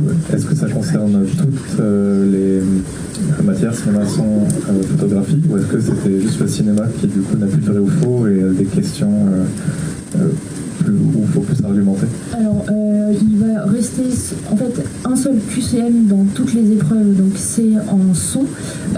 Par contre, pour les autres, ça va être des questions où il faudra rédiger d'une manière ou d'une autre. Donc, vraiment, le côté QCM pur, il n'y en a plus qu'un seul qui est en son. Et c'est, pour la petite info, un QCM, évidemment, à point négatif. Enfin, voilà, à point. Ah bah oui, sinon c'est pas drôle. Hein. Il n'y a pas de science à l'écrit pour la photo. Il n'y en a plus. Il y en avait avant, mais il n'y en a plus. Il y en a qu'à l'heure. Et du coup, ma deuxième question, c'était pour, je sais plus comment tu t'appelles, mais pour l'étudiant en master son, pardon, Alexandre, du coup, est-ce que tu t'es entraîné pour l'analyse filmique ou la création sonore? Est-ce que tu as des recommandations pour ça? Absolument. Du coup, ouais, alors, pour l'analyse filmique, donc comme j'avais déjà passé le concours une fois, en fait, je pense que l'année où j'ai vraiment bien préparé le concours, c'était la deuxième tentative. Mais la première fois, c'était la première fois que je faisais de l'analyse filmique. Et donc c'est bien aussi pour ça le concours, c'est parce que ça te force à faire quelque chose que tu n'aurais pas fait. Et c'est très intéressant. Et donc l'analyse filmique, il y a des thèmes qui sont choisis. Donc on peut regarder si tu veux préparer le concours, tu peux regarder ceux qui ont été proposés les années d'avant. Normalement c'est disponible sur le site. Et t'entraîner sur les films justement des années d'avant ou sur des extraits de d'autres. Ouais, moi je me rappelle que pour ma deuxième tentative, je l'ai beaucoup fait. J'ai beaucoup fait, j'ai dû le faire 5-6 fois quoi, sur des films différents. Et c'est quelque chose qui est assez agréable aussi, parce que tu vois, tu révises les sciences, après tu regardes un film, je trouve que c'est plutôt sympa quoi. Bon, il faut l'analyser, c'est long, mais ça diversifie le concours. C'est pour ça que c'est un concours assez chouette de lumière, parce que tu vas faire donc de la création sonore, tu vas faire de l'analyse filmique, et des sciences. Donc quand tu vas t'organiser dans tes révisions, tu peux vraiment t'organiser dans un truc où ça va être moins lourd que faire que des sciences. Si tu fais une école d'ingénieur par exemple, donc tu vas pouvoir faire le matin des sciences, après tu vas regarder un film, l'analyser, ensuite regarder, je vous conseille à tous ceux qui veulent passer le master son, regarder des documentaires et des fictions radio sur Arte Radio et France Culture. Il y a des choses vraiment intéressantes et notamment, après on va le faire aussi pendant l'école, donc c'est cool d'en avoir écouté, je dis regarder, mais c'est écouter, il n'y a pas d'image. Et pour la création sonore, en fait, moi à la base, moi je faisais des prods, donc je trouve que ça se rejoint un peu, parce que c'est de la pratique vraiment pure et dure, quoi. On joue avec du son, on fait un peu de synthèse des fois, et donc la création sonore, ouais, j'en ai fait pas mal. J'en ai fait une aussi pour la presse égalité des chances quand j'ai passé, parce que c'était demandé. Je sais pas si c'est demandé cette année. C'est pas obligatoire, mais c'est bien de le faire, franchement. Et non, j'en ai fait pas mal. C'est un truc qui est sympa en vrai. Et par exemple aussi, si tu prépares le concours et qu'on te propose de faire un court-métrage, ou même essaye d'en trouver, si tu peux faire le son à l'image, même pour des tout petits trucs, même pour toi, hein, tu t'associes à quelqu'un qui fait l'image, ou tu fais ton court-métrage, voilà, et tu fais le son. Et je trouve que ça va t'apporter aussi beaucoup d'entraînement et de connaissances et de réflexion pour la création sonore. Ça marche. Même si ça sera que du son au concours. Faut essayer un peu de radio, un peu de cinéma et même non, musique, c'est pas vraiment ce qui est demandé, mais voilà, franchement faire de la musique ça apporte aussi. Voilà. Petite précision sur toutes les interrogations que vous pouvez avoir, notamment sur les sciences. Il ne faut pas hésiter, après la conférence, à aller voir à la source directement, à savoir par exemple dans le son, vous allez avoir Mohamed Elik, qui est l'enseignant qui est dans le laboratoire électricité électronique, qui pourra vous répondre évidemment plus spécifiquement sur comment préparer par exemple son épreuve de ce côté-là. Vous avez Laurent Millot aussi pour l'autre partie mathématiques et physique qui pourra vous répondre. Vous allez avoir au deuxième état dans le labo optique Pascal Martin qui est un de nos enseignants en photo et en cinéma qui est là de longue date et qui intervient dans le concours, qu'on retrouve aux oraux par exemple, donc qui connaît bien ces parties-là, qui pourra aussi vous répondre de façon plus concrète sur comment préparer sur ces questionnements autour des sciences.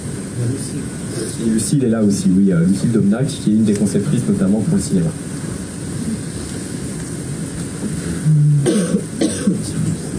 Non, je voulais juste rajouter à ce que disait Alexandre, c'est que par rapport à votre dossier, je pense que ce que vous pouvez garder en tête, c'est que les examinateurs et les examinatrices sont pas là pour vous piéger. Enfin, a priori, vous tentez cette école parce que vous êtes passionné par un de ces métiers, une de ces sections. Et du coup, je pense que ce qui est important, c'est vraiment que vous essayez pas de plaire à l'école. Vraiment, faites quelque chose dont vous êtes fier et qui vous ressemble en fait. Enfin, essayez pas de vous dire c'est le lumière donc c'est scientifique donc il faut que je fasse quelque chose de très technique ou plutôt. Enfin, faites vraiment quelque chose qui vous plaît et qui vous intéresse parce que sinon ça va manquer de sincérité, ça va être un peu faux et en plus vous allez devoir défendre ce que vous montrez après aux oraux donc voilà, je pense que ça faut le garder en tête. Enfin, même si ça peut faire peur, c'est stressant, c'est une grande école et tout, mais restez fidèle à vos créations. Et n'essayez pas de ressembler à un autre. Vraiment, moi, par exemple, je connaissais pas trop le niveau technique, c'est-à-dire que là, à chaque fois, on me dit tiens, on va prendre la rotule. C'est quoi? Et c'est pas grave, juste vraiment à travailler en profondeur plus que vous êtes et ce que vous connaissez déjà, c'est vraiment ça qui est intéressant et c'est ça qui fait la diversité dans les classes. Ils cherchent pas un même profil. Vraiment, moi, si je connais peut-être pas techniquement tous les noms de tous les outils, je vais les apprendre ici et on est là pour ça. Et moi, je vais pouvoir apporter quelque chose de plus sensible, de plus. Moi, j'ai un parcours musical aussi, donc c'est peut-être c'est ça que j'ai mis en avant aussi dans face au jury, dans le dossier, j'en ai parlé parce que c'est ma personnalité. Et vous faites pas de musique, mais vous ferez peut-être autre chose. Et c'est vraiment ça qui est intéressant. Parlez vraiment de tout ce que vous avez fait. Genre, il n'y a pas dans le parcours, il n'y a pas de trucs qui n'ont pas été utiles à votre développement personnel, etc. Donc vraiment tout. Hein. Moi, je crois que j'ai même parlé du fait que j'ai fait du service au bar, quoi. Bonjour. Je voudrais savoir à quoi ça ressemble une semaine type à Louis Lumière, notamment en cinéma. Je sais que la première année elle est très théorique et qu'après ça devient un peu plus pratique. Voilà, à quel point est-ce qu'on fait des sciences par rapport à la pratique, à l'analyse, ça ressemble à quoi? Alors, là c'est un peu particulier parce qu'on va déménager et qu'on on fait beaucoup de sciences parce qu'on va plus avoir les outils après. Moi personnellement, vu que j'aime bien ça me dérange pas. Mais c'est lassant au bout d'un moment parce qu'on en fait beaucoup. Mais pour dire, on fait du coup 9h-18h tous les jours. Donc oui, ça fait des semaines de 40 heures. Mais vraiment, moi, je kiffe être ici. Et même après 18h, on reste pour faire des babilles. Et juste pour... Même avec Alexandre, par exemple, typiquement, on va peut-être faire un truc le week-end prochain. Enfin, dans l'école. Un tournage d'un podcast, etc. Et c'est juste, on aime être ici. Et par rapport à la semaine, 4h le matin, 4h l'après-midi. Et c'est beaucoup de théorie et on commence à faire un peu de pratique, mais ça va surtout être en deuxième partie, en deuxième semestre, où on va avoir nos tournages de documentaires et de fiction qui vont s'enchaîner et donc on prépare tout ça. Nous en photo c'est à peu près le même taux horaire, c'est 9h-18h. De la même manière qu'en ciné, vu qu'on déménage, on a eu beaucoup de pratiques qui nécessitent certains aménagements, typiquement le labo argentique. On a fait beaucoup du studio aussi, et pareil, beaucoup de sciences parce qu'il y a des labos, il y a un labo de sensitométrie, il y a un labo d'optique qui sont aussi pas mal servis. Voilà, il y a moins de pratiques en première année aussi, pareil parce qu'en fait on a besoin de certaines bases pour pouvoir pouvoir faire certaines choses. En fait, tu as besoin d'avoir des cours de chimie avant de commencer si tu n'as jamais fait de développement argentique, ce genre de choses. Voilà. Et après, pour rebondir sur ce que disait Elliot, c'est vrai que la particularité de l'école, le fait qu'il y ait ces 3 masters et qu'on soit que 16 par classe, c'est vraiment une richesse parce que on est tous très proches entre les sections et justement c'est vraiment propice à la collaboration et franchement ça c'est vraiment très très chouette.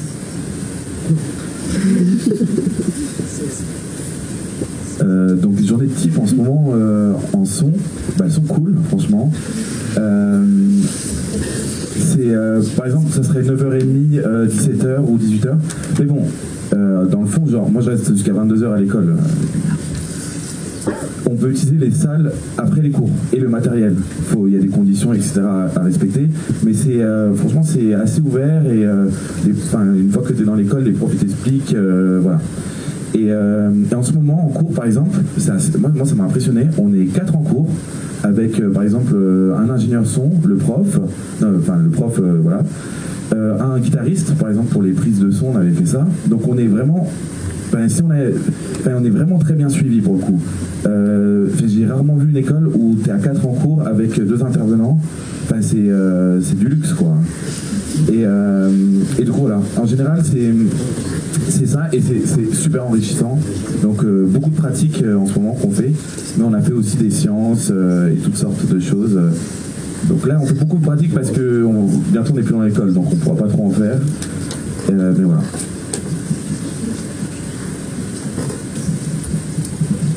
Juste peut-être profiter pour donner une petite précision, parce que je crois que cette question, elle vient du passé, où il y a une vraie légende de ce qu'on appelait le tunnel théorique et scientifique, duquel, moi, quand je suis arrivé à l'école, tout le monde parlait, qui était 6 mois où il y avait vraiment uniquement de la théorie et des sciences à l'école. Donc les étudiants étaient assez fatigués et assez frustrés parce qu'ils avaient envie de pratique.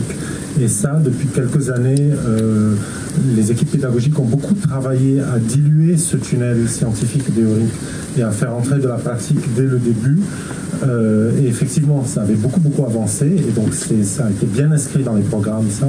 Simplement, pour cette année, justement, vous avez retrouvé un tout petit peu ce n'est plus un tunnel, en fait, mais cette concentration pour pouvoir utiliser les aménagements de l'école au début. Mais vous qui reviendrez, vous n'aurez pas ce cas, puisque vous viendrez le premier semestre pas à l'école, et donc justement ce sera encore moins théorique, et vous rattraperez plus tard. Bonjour.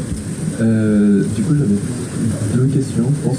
Je suis désolé encore sur le sujet du concours Master Cinéma. J'ai regardé les annales, il y a du coup le dossier, il y a l'analyse de film, mais est-ce qu'il existe des annales de concours de sciences antérieurs à TC?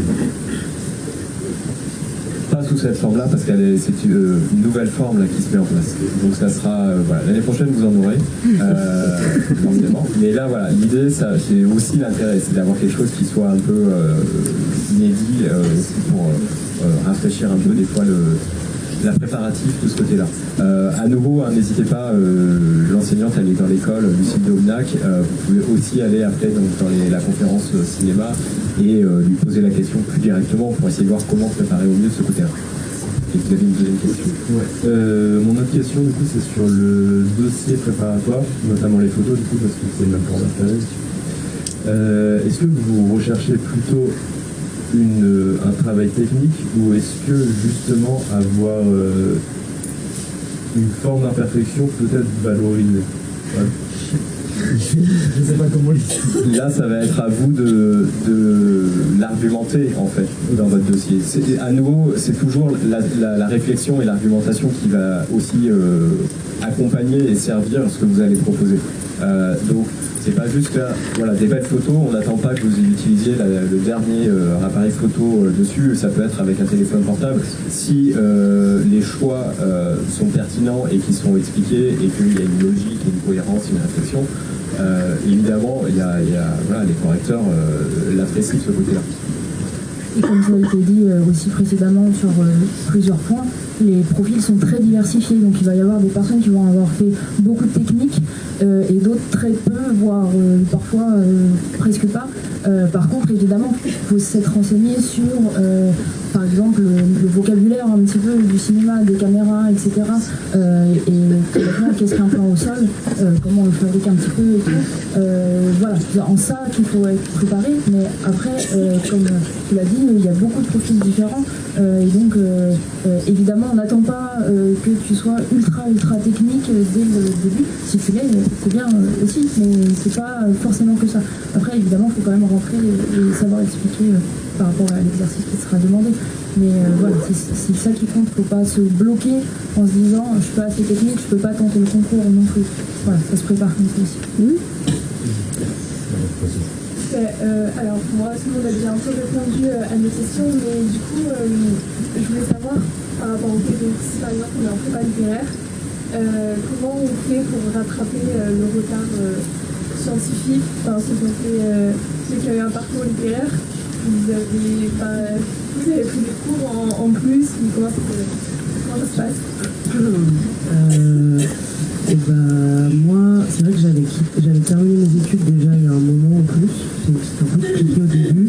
Mais en fait, j'ai pris vraiment pas mal de temps pour me préparer aux écrits notamment, parce que c'est quand même la première phase. Avant, quand j'étais en prépa, après mon lycée, j'avais réfléchi à passer le lumière, mais j'avais pas le temps de le préparer parce qu'il y avait beaucoup d'écrits scientifiques qui ne sont plus présents aujourd'hui. Il n'y en a que à l'oral. Du coup, je me suis vraiment concentrée sur l'écrit d'abord, parce que je voulais mettre toutes les choses de mon côté et sur mon dossier. Et ensuite, pour les oraux de sciences, ils sont quand même pas très... Ils sont pas aussi durs que ce que je pensais. Moi, je m'en étais vraiment fait une montagne. Après, c'est vrai que je me suis préparé. En fait, j'ai repris les annales de l'époque où c'était à l'écrit, parce que du coup, ça t'indique en fait quelles sont les notions qui vont être abordées. C'est pas grave si c'est pas les mêmes exercices, parce qu'en gros, à l'oral, en photo, on te donne un ou deux exercices que tu prépares à l'écrit, et ensuite, pendant une demi-heure, tu parles avec le professeur de sciences qui est à l'école, et en fait. Je pense que même si tu fais des erreurs, c'est pas grave. En fait, ce qu'ils veulent savoir, c'est est-ce que tu as quand même une réflexion logique par rapport à ça. Est-ce que tu as compris quand même, en gros, certains concepts. Est-ce que tu vas être capable aussi de suivre certaines choses. Et même si c'est pas parfait, en fait, je pense qu'il faut montrer ta motivation et tout ça. Et pour préparer, honnêtement, il y a plein de choses qui sont quand même du niveau bac. Enfin, moi, j'ai pas fait un bac S, j'ai fait un bac ES, mais qui sont du niveau du bac, donc ils sont pas non plus. Il n'y a pas besoin d'avoir fait prépa MPSI ou PCSI pour passer le concours. Mais je pense c'est vraiment eux, ils veulent pas non plus faire entrer des élèves qui vont être dans l'échec total. Comme toi, si vraiment les sciences c'est pas possible, peut-être tu seras moins heureuse ici parce qu'il y en a quand même beaucoup. Mais moi, j'ai préparé pendant peut-être 2 mois avant le concours. Donc pas non plus beaucoup de temps, mais ouais, j'ai repris des concepts, j'ai pris des annales de bac, j'ai fait ça, j'ai fait des exercices encore et encore. Et encore une fois, on met les référentiels, ils sont déjà en ligne, donc vous avez vraiment toutes les notions sur lesquelles vous allez être interrogé et ça vous permet de vous préparer au mieux, justement en reprenant vraiment souvent effectivement les trucs d'exercices de bac, ça va bien vous aider parce que ça va reprendre plein d'exercices sur toutes les notions. Voilà, et après ça peut être à chercher un petit peu ailleurs, mais effectivement c'est ce qui va préparer le mieux, c'est se plonger dans des bouquins. Voilà, ça aide beaucoup pour les sciences, repasser par plein d'exercices et y aller. Après effectivement si sur l'ensemble il y a une ou deux notions que vraiment c'est très compliqué. Tout le reste, ça va. C'est pas, voilà, encore une fois, ça va pas être ultra bloquant parce que le but, c'est vraiment d'avoir compris compris le raisonnement et savoir comment on applique aussi. Parce qu'il y a l'application, comme tu disais aussi, beaucoup. Okay. Et après, sinon, ce que je me demandais, c'est comment ça se passe. J'ai pu comprendre que c'est la deuxième année, les travaux pratiques. Qu'est-ce que vous produisez au final à la fin? Est-ce que vous avez un gros projet, vous faites un petit métrage, comment ça se passe, et aussi si c'est des travaux de ça, je pense qu'il faut y aller dans les conférences spécifiques parce que sinon ça va être très long, il nous reste 5 minutes. Donc s'il y a des questions plus sur le concours, on peut en prendre encore 2-3. Et par rapport aux sciences, je voulais juste dire un tout petit truc très bref. En fait, les sciences à lumière, elles sont pas là pour rien. Et c'est ça qui est chouette, c'est que ça sert vraiment à créer des liens entre la compréhension pratique que tu fais en cours Et du coup, la théorie permet de comprendre mieux les objets que tu utilises. Et donc, faut le voir aussi comme ça. C'est des sciences. Voilà, on ne fait pas des sciences pour faire des sciences. Je sais qu'il y a des écoles où, bref, il y a des cursus où on fait quand même des sciences pour faire des sciences. Et c'est bien, franchement, hein, d'aller loin dans la théorie, etc. Mais ici, vraiment, la théorie, à chaque outil qui te donne, que ce soit un outil mathématique ou physique, il va te servir dans la compréhension des objets réels du monde. Et si particulièrement c'est le cinéma, la section sur laquelle tu voulais aller, moi il y a plein de gens de ma classe qui ont un parcours L et qui seront prêts à discuter avec toi et avec vous, et du coup venez me demander leur numéro, ou quoi, ils sont prêts à les passer, on est vraiment tous ouverts par rapport à ça, donc venez nous voir. Moi j'avais une question un peu large. Est-ce que vous avez un avis sur le fait de préparer plusieurs concours en même temps? Est-ce que vous savez s'il y a beaucoup de gens qui le font, ou est-ce que c'est quand même très dangereux, un peu plus? Je pense qu'au contraire, après il ne faut pas s'éparpiller, ça sert à rien de tenter des concours pour des écoles qui ne t'intéressent pas. Mais non, au contraire, déjà il faut mettre toutes les chances de son côté pour aller dans la section qui t'intéresse. Et non, parce que ça va t'apprendre des choses sur toi. Et aussi, lors de la sélection, peut-être qu'il y a une école tu vas être sur liste d'attente, d'autres non, tu vas pouvoir choisir ensuite. Et les différentes modalités de concours, en fait, permettent d'apprendre et de préparer différentes choses. Donc non, je pense qu'au contraire, il faut, c'est important, mais pas trop non plus. Faut pas faire 10 écoles, de toute manière c'est pas possible parce que il n'y a pas autant, mais je veux dire, c'est bien d'en préparer quelques-unes, très bien, que tu veux vraiment, et peut-être avec un peu amplifié, mais c'est possible. Moi personnellement, par exemple, j'y ai parlé même face au jury, ils m'ont posé la question sur mon dossier féministe, quoi. Donc, et on en a parlé, pas pendant 30 secondes, pendant 2 minutes, 3 minutes, et je leur ai dit à quel point ça m'avait apporté pour ce concours, du coup pour Louis Lumière. Finalement, voilà, du coup ça se chevauche, donc. Mais moi, ça m'avait permis de grandir sur plein de choses, de faire d'autres concours. Et finalement, moi la féministe, je la voulais pas, mais je voulais faire le dossier féministe. Oui, bonjour. Je voulais vous demander, c'est une question très bête, mais est-ce que c'est possible de passer plusieurs concours pour les différents masters de Louis Lumière en même temps, ou est-ce que c'est un truc que l'administration surveille et interdit? Parce que moi, par exemple, c'est le son et le cinéma qui m'intéressent, donc je serais intéressé pour faire les deux. Non, là, à l'inscription, tu choisis vraiment un master directement et tu peux faire qu'une inscription par année. Après, par contre, si par exemple tu rates une fois le cinéma, l'année prochaine tu pourras présenter le son. Voilà, mais c'est un concours à chaque fois, on va dire. On va prendre une dernière question. Oui, bonjour. J'ai une question concernant la phase 2 du concours avec les épreuves écrites. J'ai vu que dans le master cinéma et dans le master photographie, vous aviez privilégié une épreuve plutôt assez longue et puis une épreuve plus courte. Et dans le master son, en revanche, qui est composé de 2 épreuves scientifiques uniquement, sur l'épreuve de maths physique, l'épreuve rédigée, c'est simplement 1h15.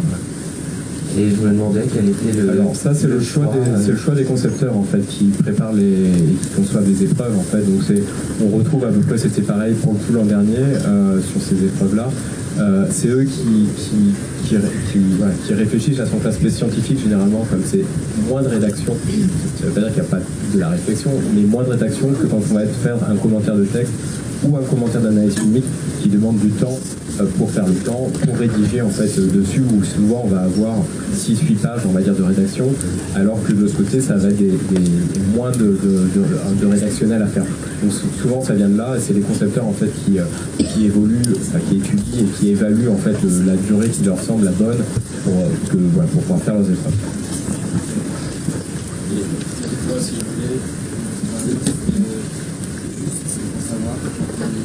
Si on réussit à passer une phase, ensuite, pour être admis à la phase d'acteur, est-ce qu'on regarde les notes? Non, alors si ça n'a pas été, j'ai peut-être pas été assez clair dessus, chaque phase est vraiment indépendante. Donc les personnes qui sont prises à la phase 2, par exemple, on ne revient pas sur vos notes de la phase 1. Tout comme aux oraux, on ne va pas regarder ni votre classement, ni vos notes de la phase 1 et 2.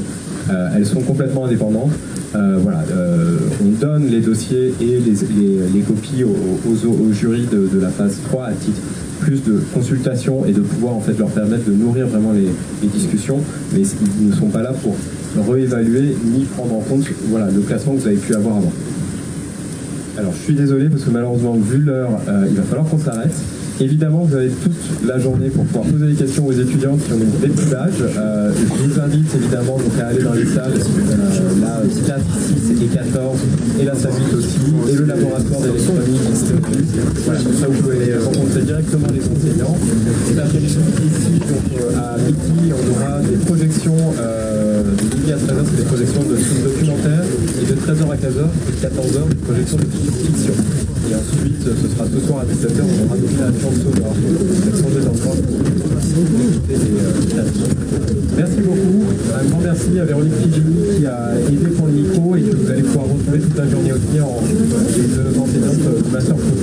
N'hésitez pas aussi à poser des questions.